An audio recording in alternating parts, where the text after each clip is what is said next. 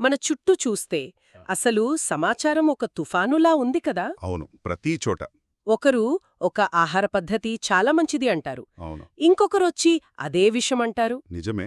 ఒక రాజకీయ సిద్ధాంతం దేశాన్ని ఉద్ధరిస్తుంది అని కొందరు చెబితే, అదే దేశాన్ని నాశనం చేస్తోందని మరికొందరు వాదిస్తారు. సరిగ్గా ఇలాంటి పరిస్థితుల్లో ప్రతి ఒక్కరూ తాము చెప్పేదే నిజమని బల్లగుద్ది చెప్పుతుంటే అసలు ఏది నమ్మాలో ఏది నమ్మకూడదో అదెలా తెలుసుకోవాలి? ఇది చాలా పెద్ద ప్రశ్న. ఈరోజు మనం ఈ గందరగోళానికి ఒక ప్రాచీన కాని ఆశ్చర్యకరంగా ఆధునికమైన పరిష్కారాన్ని పరిశీలించబోతున్నాం.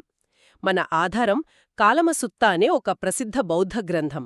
అవును, దీన్ని తరచుగా స్వేచ్ఛా విచారణకు అధికారపత్రం అంటారు, లేదా మనస్కి ఒక యాంటీవైరస్ సాఫ్ట్వేర్ లాంటిది అన్నమాట. యాంటీవైరస్ సాఫ్ట్వేర్, ఆ పోలిక బావుంది. అయితే ఈ కథ ఎక్కడ మొదలవుతుంది? ఈ కథ కేశపుత్త అనే పట్టణంలోని కాలములు అనే ఒక తెగ ప్రజలతో మొదలవుతుంది. కాలములు. అవును, ఆ ఊరు ఒక కూడలి లాంటిది. అంటే ఎందరో గురువులు, పండితులు, సన్యాసులు ఆ దారిలో వెళ్తూ అక్కడాగి తమ బోధనలు చేసేవారు. ఓ, అంటే రకరకాల ఆలోచనలు వచ్చేవన్నమాట.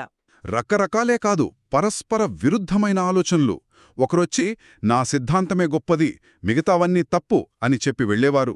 ఆ తర్వాత మరొకరొచ్చి అతను చెప్పింది శుద్ధబద్ధం, నేను చెప్పేదే అసలైన సత్యం అని వాదించేవారు. పాపం వాళ్ల పరిస్థితి అదే, ప్రతి ఒక్కరూ తమ సిద్ధాంతాన్ని సమర్థించుకోవడమే కాకుండా ఇతరుల సిద్ధాంతాలను కించపరచడం, ఖండించడం చేసేవారు. పాపం ఆ కాలములకు తల బొప్పికట్టింది. ఎవరిని నమ్మాలో తెలియని గందరగోళం, తీవ్రమైన గందరగోళం, సందేహం. సరిగ్గా అప్పుడే గౌతమ బుద్ధుడు ఆ ఊరికి వచ్చారు. వాళ్ళు ఆయన దగ్గరకు వెళ్ళి, స్వామీ, ఇక్కడ ఎందరో వస్తున్నారు, ప్రతి ఒక్కరూ తమదే గొప్ప వాదనంటున్నారు. వీరిలో ఎవరు నిజం చెబుతున్నారు, ఎవరు అబద్ధం చెబుతున్నారు, మేం ఎలా తెలుసుకోవాలి అని అడిగారు. ఆ ప్రశ్న ఈనాటికి వర్తిస్తోంది. ఖచ్చితంగా. ఈరోజు మన చర్చంతా ఈ ప్రశ్నకు బుద్ధుడు ఇచ్చిన సమాధానం చుట్టూనే తిరుగుతుంది. నిజమే. వాళ్ల సమస్య ఈనాటి మన సమస్య లాంటిదే. ఇంటర్నెట్, సోషల్ మీడియా వచ్చాక ప్రతి ఒక్కరూ ఒక నిపుణులే. అవును, ఎన్నో రకాల వార్తలు, అభిప్రాయాలు, సలహాలు అన్నీ ఒకదానికొకటి భిన్నంగా ఉంటాయి. ఇలాంటి సమాచార ప్రవాహంలో వాస్తవాన్ని ఎలా గుర్తించాలి? ఇక్కడ చాలా ఆసక్తికరమైన విషయమేమిటంటే బుద్ధుడి స్పందన. ఆయన వెంటనే అందరూ చెప్పేది వదిలేండి, నేను చెప్పేది వినండి అని తన సిద్ధాంతాన్ని వారిపై రుద్దలేదు. అది చాలా ముఖ్యం. బదులుగా ఆయన వారి పరిస్థితిని అర్థం చేసుకున్నాడు. ఆయనేమన్నారంటే, కాలములారా, మీరు గందరగోళపడడంలో, సందేహించడంలో ఆశ్చర్యం లేదు.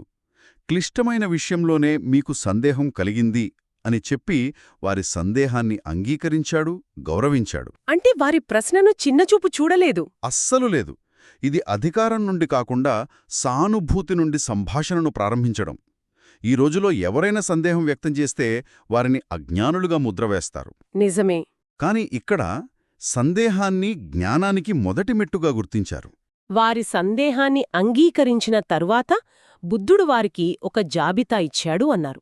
అంటే దేనిని గుడ్డిగా నమ్మకూడదు అని. అవును, ఒక 10 ప్రమాణాలు. ఇది ఒక రకంగా మన మెదడుకు ఒక ఫిల్టర్ లాంటిదనమాట. అవేంటో చూద్దాం. ఆ 10 ప్రమాణాలను కొన్ని సమూహాలుగా విభజించవచ్చు. మొదటిది సాంప్రదాయం ఆధారంగా. సంప్రదాయం. అవును, కేవలం అది తరతరాలుగా వస్తున్న ఆచారమని, పునరావృతమవుతున్న మౌఖిక సంప్రదాయమని గుడ్డిగా నమ్మవద్దు. అలాగే అది ఒక గురుశిష్య పరంపరగా వస్తోందని, లేదా అందరూ అలానే చెబుతున్నారని, పుకార్ల రూపంలో వస్తోందని కూడా నమ్మవద్దు. ఒక్క నిమిషం, ఇక్కడ నాకొక ప్రశ్న ఉంది. సంప్రదాయాన్ని పూర్తిగా కొట్టిపారేయడం సరికాదేమో. చెప్పండి. తరతరాలుగా వస్తున్న ఆచారాల్లో ఎంతో అనుభవం, జ్ఞానం దాగి ఉండవచ్చు కదా. మా పెద్దలు చెప్పారు అనే మాటలో ఎంతో కొంత నిజం ఉండొచ్చు కదా. చాలా మంచి ప్రశ్న. ఇక్కడే సూక్ష్మమైన తేడా ఉంది. బుద్ధుడు సంప్రదాయాన్ని నాశనం చేయమని చెప్పడం లేదు. ఓకే. కేవలం అది సంప్రదాయం కాబట్టి గుడ్డిగా నమ్మొద్దు అంటున్నాడు. సంప్రదాయం ఒక మంచి ప్రారంభస్థానం కావచ్చు, ఒక పరికల్పన, ఒక హైపోథెసిస్ లాంటిది. హైపోథెసిస్ అర్థమైంది. కానీ దానిని కూడా మనం పరీక్షించాలి. ఆ సంప్రదాయం ఈనాటికి మనకు, సమాజానికి మేలు చేస్తుందా లేదా అని పరిశీలించాలి. గుడ్డిగా అనుసరించడానికి, గౌరవపూర్వకంగా పరిశీలించడానికి చాలా తేడా ఉంది. అర్థమైంది. అంటే దానిని ఒక ఆధారంలా కాకుండా ఒక సూచనలా తీసుకోవాలన్నమాట. సరే, రెండవ సమూహమేమిటి? రెండవ సమూహం గ్రంథాలు మరియు తర్కం ఆధారంగా. గ్రంథాలు తర్కం కూడానా? అవును, ఒక పవిత్ర గ్రంథంలో రాసి ఉందని గుడ్డిగా అంగీకరించవద్దు. అలాగే కేవలం తార్కికంగా అనిపించినంత మాత్రాన లేదా అనుమానంతో ఇది సరైనదే అనిపించినా కూడా అంగీకరించవద్దు. ఇది ఇంకా ఆశ్చర్యంగా ఉంది. గ్రంథాలను పక్కన పెట్టినా తర్కాన్ని కూడా నమ్మవద్దనడమేమిటి? తర్కం, హేతుబద్ధత అవే కదా మనం సత్యాన్ని తెలుసుకోవడానికి ఉపయోగించే సాధనాలు. ఇక్కడ కూడా అదే సూక్ష్మత వర్తిస్తుంది. కేవలం తర్కం మాత్రమే సరిపోదు. ఎందుకు? ఎందుకంటే తప్పుడు ప్రాతిపదిక అంటే ఒక ఫాల్స్ ప్రెమిస్ మీద కూడా ఒక తర్కబద్ధమైన వాదనను నిర్మించవచ్చు.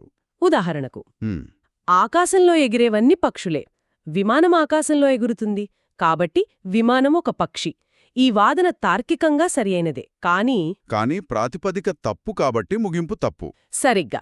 అందుకే ఒక ఆలోచన లాజికల్గా అనిపించినా అది వాస్తవ ప్రపంచంలో మన అనుభవంలో నిలబడుతుందా లేదా అని చూడాలి. కేవలం బుర్రలో చేసే తర్కం సరిపోదు. ఓ, ఇప్పుడు స్పష్టంగా ఉంది. అంటే తర్కం ఒక సాధనం మాత్రమే, అదే గమ్యం కాదు. ఇక మూడవ సమూహం. మూడవది వ్యక్తిగత ఆలోచనల ఆధారంగా. మన సొంత ఆలోచనలా? అవును. కేవలం ఉపరితలంగా ఆలోచించటం ద్వారానో లేదా ఒక అభిప్రాయం మన ప్రస్తుత నమ్మకాలకు సరిపోతుందని అనిపించినంత మాత్రాన నమ్మవద్దు. అంటే నేను చాలా ఆలోచించాను, నాకే ఇది సరైనదనిపిస్తోంది అనుకోవడం కూడా ప్రమాదమే. ఇది నేరుగా ఆధునిక మనస్తత్వశాస్త్రంలోని ఒక ముఖ్యమైన భావనను తాకుతోంది. అదే కన్ఫర్మేషన్ బయాస్. నిర్ధారణ పక్షపాతం. అవును. అంటే మనం ఇప్పటికే నమ్మిన విషయాలను బలపరిచే సమాచారాన్నే వెతుకుతాం, దానికి విరుద్ధంగా ఉన్నదాన్ని పట్టించుకోం. ఖచ్చితంగా.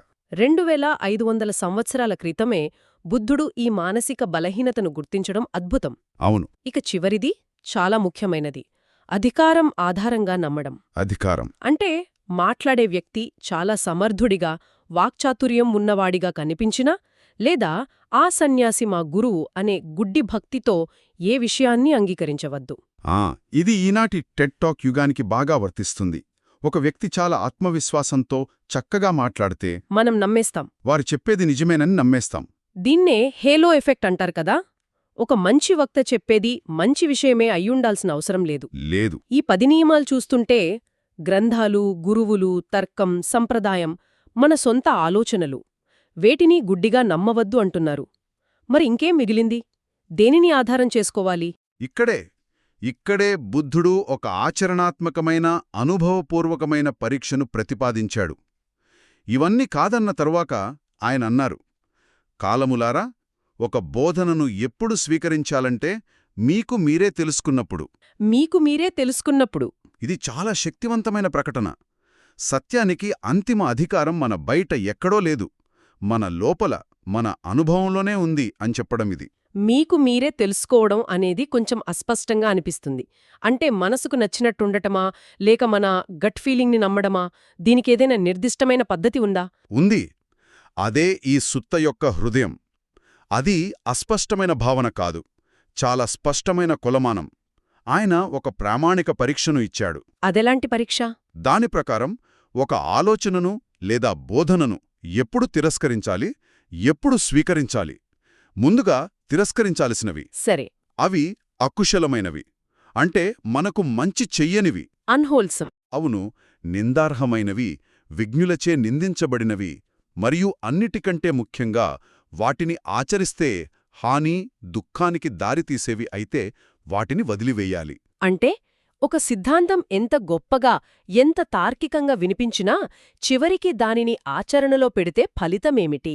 సరిగ్గా. అది మనకు, ఇతరులకు బాధను, నష్టాన్ని కలిగిస్తుందా? అయితే దానిని పక్కన పెట్టేయాలి. చాలా ప్రాక్టికల్గా ఉంది. మరి ఏవి స్వీకరించాలి? దీనికి వ్యతిరేకమైనవి, స్వీకరించాల్సినవి.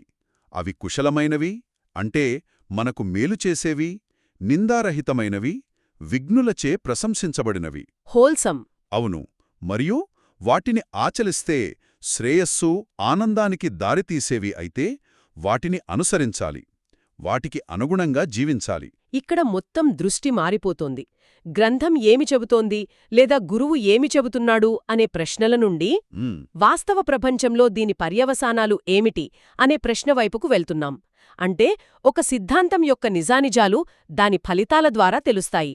అవును, ఇదొక రకంగా సైంటిఫిక్ పద్ధతి లాంటిది. ఒక సిద్ధాంతాన్ని దాని ఆచరణాత్మక ఫలితాల ద్వారా పరీక్షించడం. దీన్నింకా వివరించడానికి బుద్ధుడు ఏమైనా ఉదాహరణ ఇచ్చారా? ఇచ్చారు. ఆయన ఈ విషయాన్ని కేవలం సిద్ధాంతంగా వదిలిపెట్టలేదు. కాలంలతో ఒక సంభాషణ ద్వారా దీన్ని నిరూపించాడు. ఆయన వారికి అర్థమయ్యేలా వారి అనుభవంలో ఉన్న ఒక ఉదాహరణ తీసుకున్నాడు. మానవులలో ఉండే 3 ప్రధానమైన ప్రతికూల గుణాల గురించి ప్రస్తావించాడు. అవే ఆ 3 విషాలు అంటారు కదా? అవును. లోభం అంటే దురాశ, ద్వేషం అంటే కోపం, పగ, మరియు మోహం అంటే భ్రమ, అజ్ఞానం. ఆయన నేరుగా వారికి బోధించకుండా ప్రశ్నలడగడం మొదలుపెట్టాడు. సాక్రటీస్ పద్ధతిలాగా. ఒక రకంగా అంతే. ఆయన వారినడిగాడు, కాలములారా, మీరేమనుకుంటున్నారు? ఒక వ్యక్తిలో దురాశ, లోభం పుట్టినప్పుడు అది అతనికి మేలు చేస్తుందా లేక హాని చేస్తుందా? దానికి కాలములు వెంటనే హాని చేస్తుంది స్వామీ అని సమాధానమిచ్చారు. బుద్ధుడు వారిపై ఈ జవాబును రుద్దలేదు. ఇది వారి సొంత అనుభవం నుండి వచ్చిన సమాధానం.